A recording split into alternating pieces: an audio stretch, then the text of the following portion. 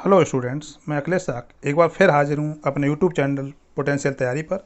आज मैं आपके लिए एसएससी 10+2 स्पेशल जीएस का प्रैक्टिस सेट लेकर आया हूँ। ये चौथा प्रैक्टिस सेट है। स्टूडेंट्स, आने वाले सभी प्रतियोगी परीक्षाओं में ये प्रैक्टिस सेट बहुत ही इम्पोर्टेंट होने वाला है। चलिए देखते हैं पहला प्रश्न। सूर्य का प्रकाश पृथ्वी तक कितने समय में पहुँचता है? यहाँ पर देखिए स्टूडेंट्स, लगभग शब्द दिया है तो बता दें आपको, पृथ्वी और सूर्य के बीच की लगभग औसत दूरी जो है 149.6 मिलियन किलोमीटर है। इस दूरी को पार करने में सूर्य का प्रकाश 499 सेकंड लेता है। 499 सेकंड के अकॉर्डिंग ये जो समय बनता है वो 8 मिनट और 19 सेकंड होता है।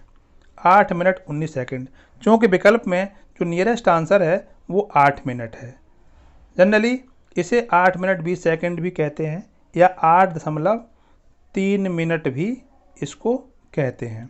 ये आंसर इसमें रहते हैं। एक्यूरेट जो है टाइम है वो 499 सेकंड इसका एक्यूरेट टाइम है। चलिए स्टूडेंट्स, अगला प्रश्न है, वनस्पति कोशिका भित्ति किससे बनी होती है? इसका सही उत्तर है सेल्यूलोज। वनस्पति कोशिका भित्ति सेल्यूलोज की बनी होती है। अगला प्रश्न है, हाइडेस्पीस के युद्ध में सिकंदर ने किसे हराया था? स्टूडेंट्स, हाइडेस्पीस का युद्ध सिकंदर और पंजाब के राजा पोरस के बीच हुआ था 326 बीसी में। 326 ईसा पूर्व में ये युद्ध झेलम नदी के किनारे हुआ था। उस समय झेलम नदी को कहते थे बितस्ता नदी, तो इसे झेलम का युद्ध या बितस्ता का भी युद्ध कहा जाता है। यह अलेक्जेंडर द ग्रेट जो हिंदू कुश पर्वत को पार करके 326 ईसा पूर्व में भारत में आया था और उसने भारत के राजा पोरस को हराया था। अगला प्रश्न है, सूर्य के चमकीले भाग को क्या कहते हैं? स्टूडेंट्स, सूर्य के चमकीले भाग को कहते हैं फोटोस्फीयर। सही उत्तर है विकल्प ए, फोटोस्फीयर। अगला प्रश्न है, दिल्ली के लाल किले का निर्माण किसने करवाया था? स्टूडेंट्स, दिल्ली के लाल किले का निर्माण दिल्ली में लाल बलुआ पत्थर से शाहजहां ने करवाया है। इसका निर्माण 1638 में शुरू हुआ था, जो 1648 में जाके पूरा हुआ था। यह दिल्ली में यमुना नदी के किनारे स्थित है और इसे बनाने में उस्ताद अहमद लाहौरी ने बहुत ही महत्वपूर्ण भूमिका निभाई थी। और स्टूडेंट्स, सबसे इम्पोर्टेंट बात यह है कि वर्ष 2007 में दिल्ली के लाल किले को यूनेस्को की विश्व धरोहर में शामिल किया गया है। अगला प्रश्न है, ऑटोमोबाइल उत्सर्जन निम्न में से किस एक जहरीले प्रदूषक को बढ़ावा देता है? इसका सही उत्तर है कार्बन मोनोऑक्साइड। ऑटोमोबाइल में जो जीवाश्म ईंधन या खनिज ईंधन का जो प्रयोग किया जाता है उससे कार्बन मोनोऑक्साइड का उत्सर्जन होता है। अगला प्रश्न है, गुजरात का राष्ट्रीय गिर उद्यान किस वन्य जीव संरक्षण के लिए है? स्टूडेंट्स, गुजरात का जो गिर राष्ट्रीय उद्यान है वो एशियाई शेरों के लिए, या इसको बब्बर शेर भी कहते हैं, बब्बर शेर के संरक्षण के लिए बनाया गया है। जबकि एक सींग वाला गैंडा के लिए असोम में काजीरंगा फेमस है। अगला प्रश्न देखते हैं, मलयालम भाषा मुख्य रूप से किस राज्य में बोली जाती है? स्टूडेंट्स, मलयालम भाषा मुख्यतः केरल की भाषा है। हालांकि यूनियन टेरिटरीज में बात करें, केंद्र शासित प्रदेशों में बात करें तो लक्षद्वीप में भी मलयालम भाषा बोली जाती है। अगला प्रश्न है, भारत का राष्ट्रपति अपना त्यागपत्र किसे सौंप सकता है? स्टूडेंट्स, इसका सही उत्तर है उपराष्ट्रपति को।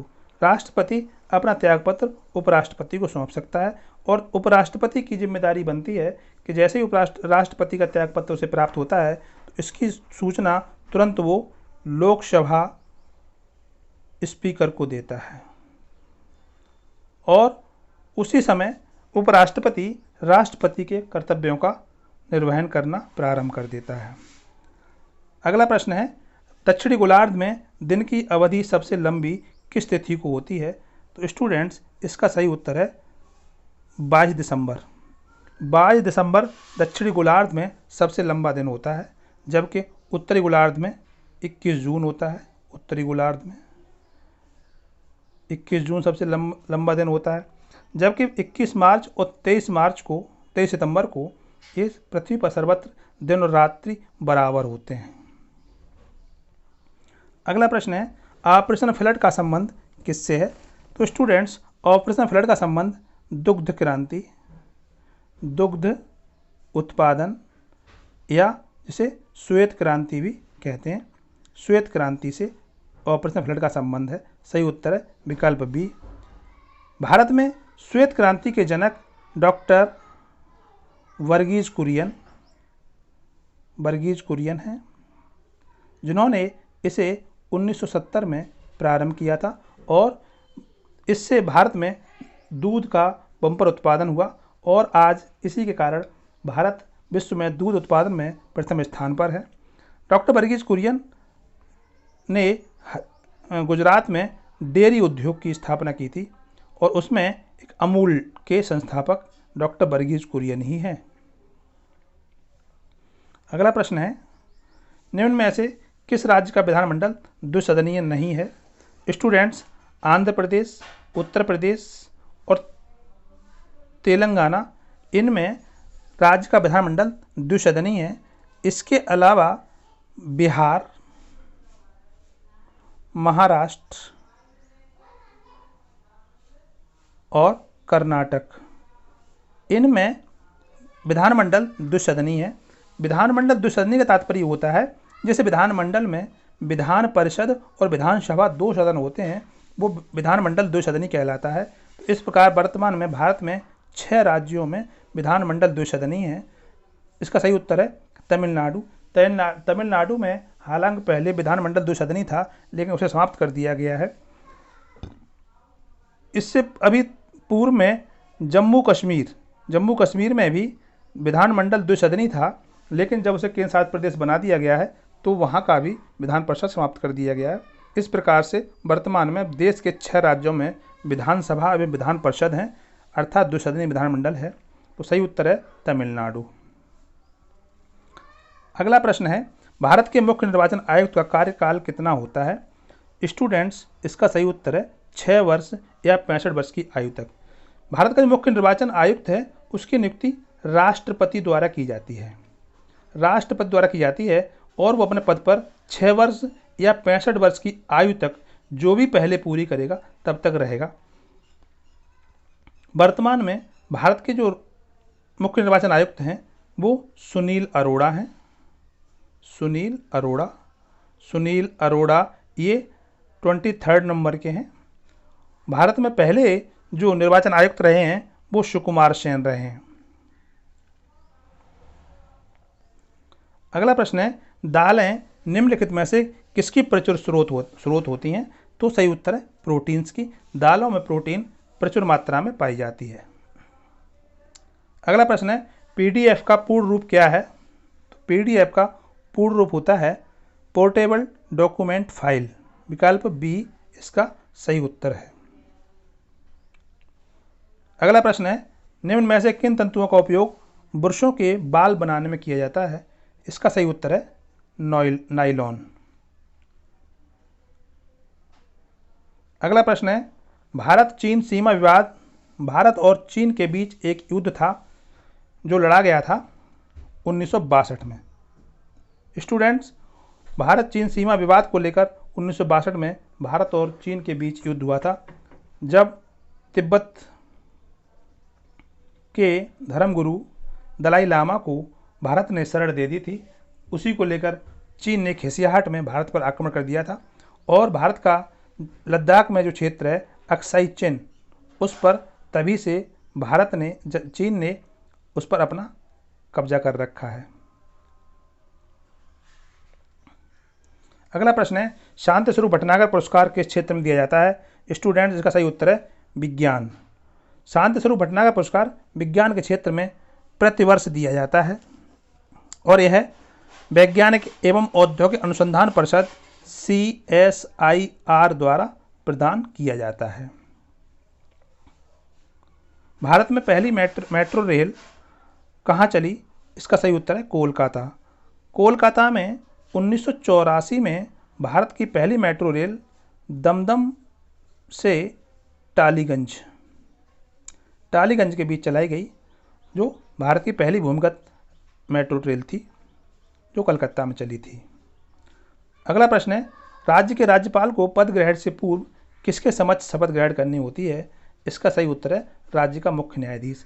जिस प्रकार से राष्ट्रपति को भारत के मुख्य न्यायाधीश के समक्ष शपथ ग्रहण करनी होती है, उसी प्रकार राज्य के राज्यपाल को राज्य के मुख्य न्यायाधीश के समक्ष शपथ ग्रहण करनी होती है। नूरजहां का वास्तविक नाम क्या था? नूरजहां का वास्तविक नाम था मेहरुनिसा। नूरजहां के बारे में बता दें, नूरजहां एक अफगान सैनिक अली कुली बेग की पत्नी थी। अली कुली बेग की मृत्यु के बाद इसने जहांगीर से निकाह कर लिया था। जहांगीर से निकाह करने के बाद जहांगीर ने इसे नूरजहां और नूर महल की उपाधि प्रदान की थी। इसके जो पिता मिर्ज़ा गयास बेग, नूरजहां के पिता मिर्ज़ा गयास बेग एतमादुद्दौला के नाम से फेमस हुए, एतमादुद्दौला, और इसकी माँ असमत बेगम थी। प्रश्न है, भूकंप विज्ञान के अध्ययन को क्या कहते हैं? स्टूडेंट्स, भूकंप विज्ञान के अध्ययन को कहते हैं सीज़मोलॉजी, जबकि सीज़मोग्राफ जो होता है वो भूकंप मापी यंत्र होता है। भूकंप मापी यंत्र होता है ये। माइकोलॉजी में कवकों का अध्ययन किया जाता है और फाइकोलॉजी में शैवालों का अध्ययन किया जाता है। अगला प्रश्न है, वर्ष 2019 का दादा साहब फाल्के पुरस्कार किसे प्रदान किया गया? इसका सही उत्तर है अमिताभ बच्चन। दादा साहब फाल्के पुरस्कार सिनेमा के क्षेत्र में दिया जाने वाला पुरस्कार है जो प्रतिवर्ष दिया जाता है। वर्ष 2019 का पुरस्कार अमिताभ बच्चन को दिया गया है। अगला प्रश्न है, पीवी सिंधु का संबंध किस खेल से है? तो पीवी सिंधु का संबंध बैडमिंटन से है। पीवी सिंधु बैडमिंटन की भारतीय खिलाड़ी हैं। अगला प्रश्न है, बंगाल के विभाजन के समय भारत का वायसराय कौन था? स्टूडेंट्स, इसका सही उत्तर है लॉर्ड कर्जन। लॉर्ड कर्जन ने 19 जुलाई 1905 को बंगाल विभाजन की घोषणा की थी, जो 16 अक्टूबर 1905 को प्रभावी हो गया था और इसी दिन भारत में बंगाल शोक दिवस के रूप में मनाया गया था। इस प्रकार उस भारत का वायसराय उस समय लॉर्ड कर्जन था। स्टूडेंट्स, अगर जानकारी अच्छे से मिल रही हो तो चैनल को सब्सक्राइब कर लीजिए, वीडियो को लाइक और शेयर अवश्य कर दीजिए। धन्यवाद।